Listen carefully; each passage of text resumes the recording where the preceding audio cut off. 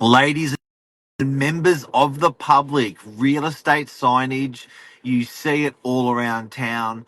There is an undercurrent, there is an underworld. It's a real thing, real estate signage. We're going to have a joke with it today and tell you everything you didn't know about. It's pretty bloody interesting. Stay tuned.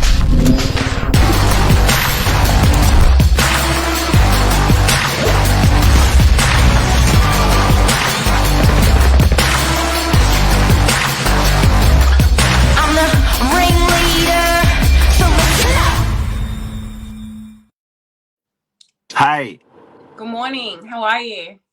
Cleo with here. How are you today? I'm good. I'm great. It's not raining this morning, so yeah, can do the school drop off and get to work without getting drenched. I love it. We're going to have blue skies in Sydney, I think, but it's still cold. It is still cold. It's very cold, but cold is good too. Cold's good. Keeps you young, they Cold's say. good.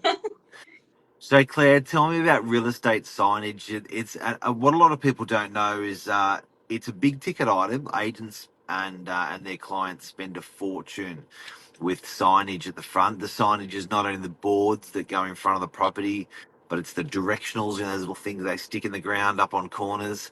In some areas, they go ham. They put hundreds of them up on street corners. There's window signage for commercial properties.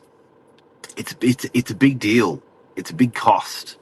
It sure is, and we've come such a long way. Like looking back at when I first started in real estate at the signboards and what they're like now, like it doesn't even compare with how that signboard journey. I know it's a pet peeve of yours.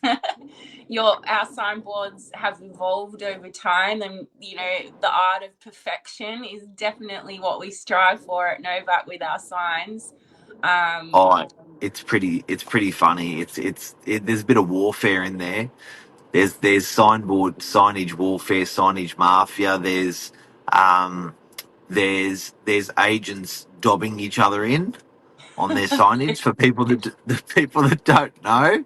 There's agents that steal directionals. They steal because what happens is that thing that goes into the ground you is worth about $80. So they often steal the directional signage and then put their core fluid sign in place of it. That's There's a real thing that's never really spoken about in public, but like I don't know if you know how we've got that property for sale up in Minkara. Yes. We said to the owner, look, this is a big 5 acres. It's on pretty much two streets. There's three opportunities for signboards. Let's go. It's $8 million property. Let $10 million whatever it was. Let's go hard with signage. He's like, good idea. So we put a signboard up, which was 6 foot by 4 foot, which is sort of the size of a bit bigger than a double door fridge. Like a Three billboard. signs, Yeah. like a billboard, three of them. And then council called us and said, get that signboard down. What? Because it's distracting to the drivers. No, because someone complained.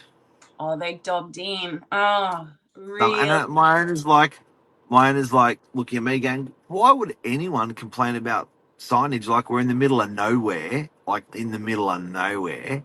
It's not like it's a main road or something. And, it's pretty sort of, the signs look actually pretty small when they're in, on a 5 acre scale. block. Yeah, the scale of it, yeah, for sure. And then we took the signs down and we put like a little bit of banter between the council and took the signs down. And the sign we put up, the regulation is 1.2 meters squared of surface area. So pretty much that's about a meter by a meter. And the owner was like, that is ridiculous, that size. Is that the largest board you're allowed to have? And I'm like, yep. He's like, that is pathetic. And who determines that signboard sign measurements? Like, honestly, that's like a Jimmy Giggle skit. Who decides that The guy size of the board. Yeah, this is just crazy. But I do know the warfare side of it. I remember,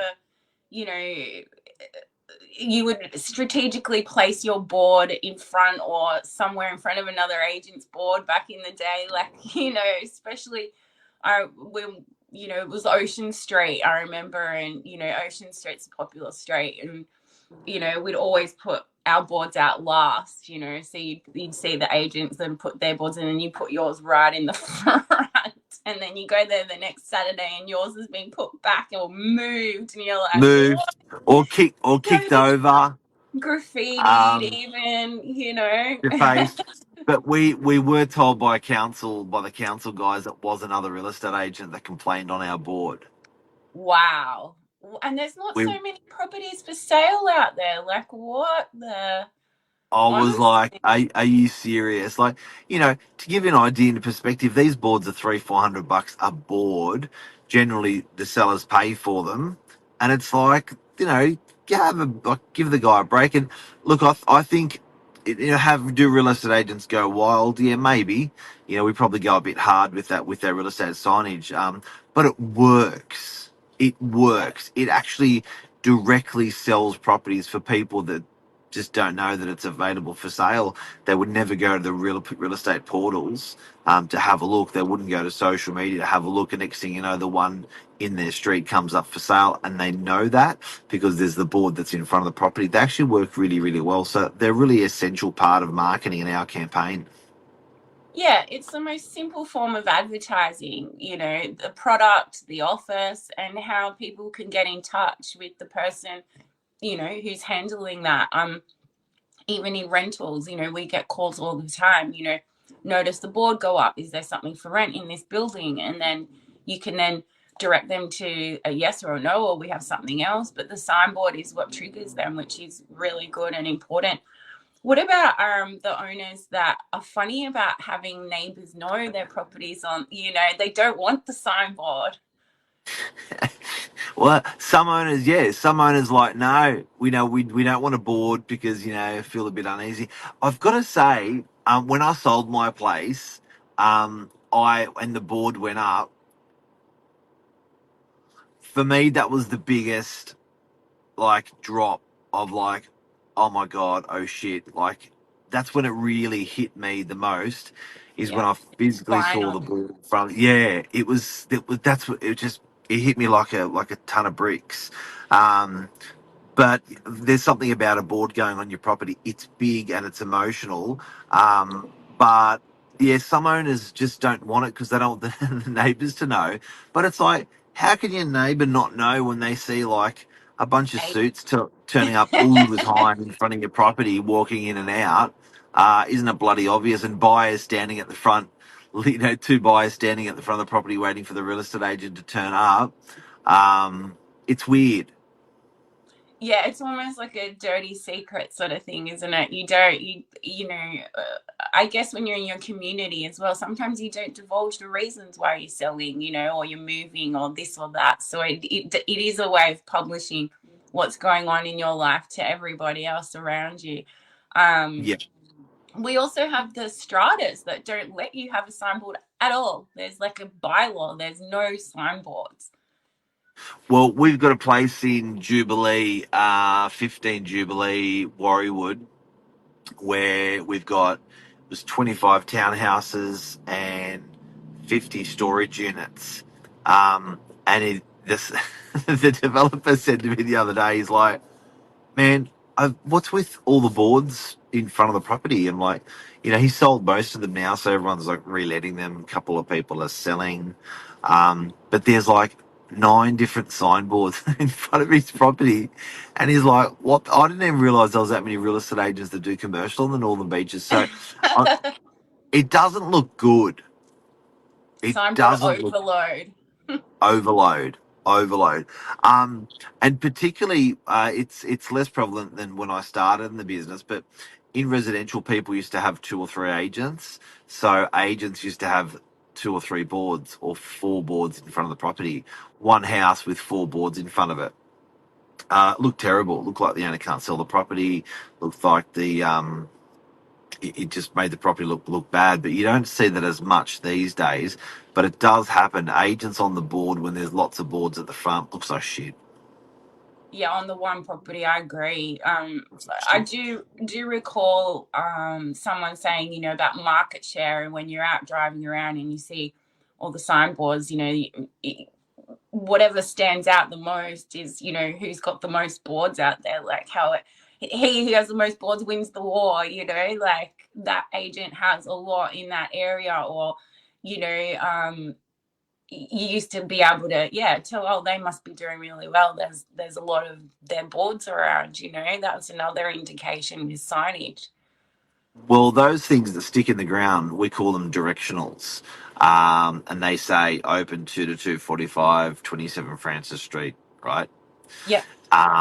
The agents were getting to a stage where for that one property, they would put 12 signs out, and they would they would start like all the way up the end of the street to the all the way up the other end of the street to the next street to the street after that to the street after that to the street after that. And what actually started to happen is you started to go through Chroma was where I noticed it the most. People would nail suburbs with these directional signs that poke into the ground on a Saturday, and then it started happening on a Wednesday, and then agents were actually leaving them out sometimes over weekends. It got really messy. Council just went, can't do anymore. Done. And that was the office junior's job, wasn't it? The night before, the Saturday, he had to go out at night and put out the directionals for the Saturday morning. Oh, it was a big thing, but you know that signage is huge. And then another thing that we do is the signage for commercial properties in glass windows. But you know what? I think in terms of what you said, like people that do dominate with signs, they do dominate the suburbs. I think signage definitely works in the industry. So if people are out there scratching their heads, is it for my property that signage, or is it for the real estate agent? Probably a bit of both. Both. Yeah. But it definitely sells properties. Yeah, our commercial signage is so innovative. It's a lot more creative, like with the lighting and everything. The, you know, amazing commercial people do at our office. I mean, our signboards for residential rentals, you know, having them go from for lease to leased, you know, is not so innovative. But it would have been back when I first started. You just got that sticker out, didn't you? And then you just had to put the sticker out. They all got stickers, and they all went sticky when you rip the stickers off. So now our boards just get switched. The back says lease to the front, and the front says for lease. Oh, look at Dave. Novak dominates the beaches. Yes, yes, we do. But one of the things that if people don't know, they're from out of the area. One of the things that we do before we go is pink lights. So in commercial properties, we'll light up the inside of the building hot pink. And when you drive past at night, boy, does that turn heads. It's not a brothel So red. good. It's a hot pink. But it looks. It's so 80s, and it really turns heads. Do you want to see a photo before we go? Yes, please. Here we go, guys. This is your hot pink, and again, it is signage, so it's just lighting, but look at that. Yeah, see, you can't go past that and not have a conversation about what that is. That's like vivid stuff. It's so good. It's like vivid. Yes, it's sick. Insane. Right. So talk about making a place pop. There you go, guys. There's signage for you, and there's our signage. You can see the black and white compared to the rest. Yeah, Nuggets on there. Stand out. That's so good. Boom shakalaka turns Volleyball's head. Yeah, you know Vel. There's Vel. Sorry, Dave. All right. Have a great day, Cleo. Bye, you too. Talk soon. Everyone have a great day. That's real estate signage. Love you. See you. Bye.